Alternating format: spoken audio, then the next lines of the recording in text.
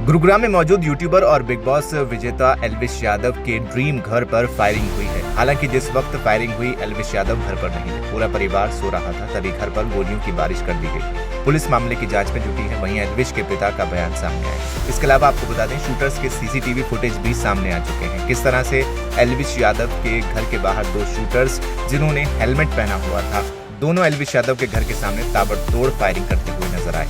जिस दुस्साहस के साथ इन शूटर्स ने एल्विश यादव के घर पर फायरिंग की, ऐसा लगा कि इनको शायद किसी का डर नहीं है। दोनों फायरिंग करने के बाद तुरंत मौके से फरार हो गए। एल्विश के पिता ने इस पूरे इंसिडेंट पर क्या कहा है, आइए आपको सुनवा दूं। सुबह हमें जो है थोड़ा लगा अंदेशावासी आई, जैसे कि सुबह 5:30 लगभग तो हमने देखा, तब बाहर आके तो यहाँ पे लगा कि गोलियां चली हुई। फिर हम सड़क पर निकले बाहर, जैसे पड़े हुआ था कुछ बाहर, देखा तो रोल पड़े हुए थे। फिर तुरंत हमने सीसीटीवी देखा अपना, वो क्या हुआ है पता लगा कि दो या तीन, दो तो है ही हैं, तीसरा इधर उधर दाएं बाएं खड़ा है, कोई मोटरसाइकिल पे आए हैं। भाई बाहर से करते आ रहे हो, सीसीटीवी में दिख रहा है। वो पुलिस ले गई है, हमने पुलिस को खबर कर दिया। शायद उन्होंने, हो सकता है 20 राउंड भी हो, 25 भी हो, गिन तो नहीं पाए हम, लेकिन है ज्यादा, 15 से ज्यादा ही है।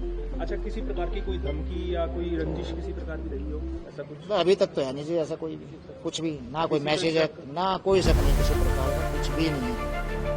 अच्छा, जिस समय घटना हुई उस समय एल्विश घर पर थे? नहीं, वो तो बहुत ही कम रहते हैं। वैसे मैं ये नहीं कह रहा हूँ कि भाई आज घटना हुई तब कह रहा हूँ, वो तो आते अपने काम में बिजी रहते हैं, बाहर ही है कहीं। तो पहले कभी किसी को फोन करके या नहीं, ऐसा कुछ नहीं, कुछ भी नहीं। अगर होता जरूर बताता भाई, आपसे ना बताते पुलिस में कंप्लेंट करते। अगर ऐसा होता तो ये तो नेचुरल बात है कि कोई धमकी दे रहा तो सूचना देनी पड़ेगी। किसी को कुछ लगा तो नहीं, सब भगवान का यही शुक्र है कि ठीक है सभी, और आगे भी ठीक रहे। हम तो ये कहें भगवान उनको सद्बुद्धि दे जिन्होंने ऐसे किया है। हाँ, मेरी बात ठीक है। वो कह रहा है, वो तो बाहर काफ़ी दूर है, वो काम से, इसलिए मैं देख रहा हूँ यहाँ पे। जो भी यही था कि भाई पुलिस वालों को कहो, आप इन्फॉर्मेशन दे ही दी थी। हमने सारी टीमें आ गई, सारे अच्छी जांच कर दी गुड़गांव पुलिस, और कई टीमें आई थी, ज़्यादा मुझे तो पता नहीं कौन कौन सी थी, लेकिन अच्छा है वो सैंपल वगैरह लेगी है और ठीक ही हो जाएगा सब कुछ।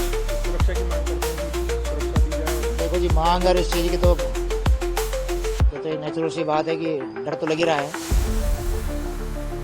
देखते हैं जैसे जैसे आगे कार्रवाई बढ़ती है, प्रशासन क्या कहता है, सरकार से तो बाद की बातें हैं।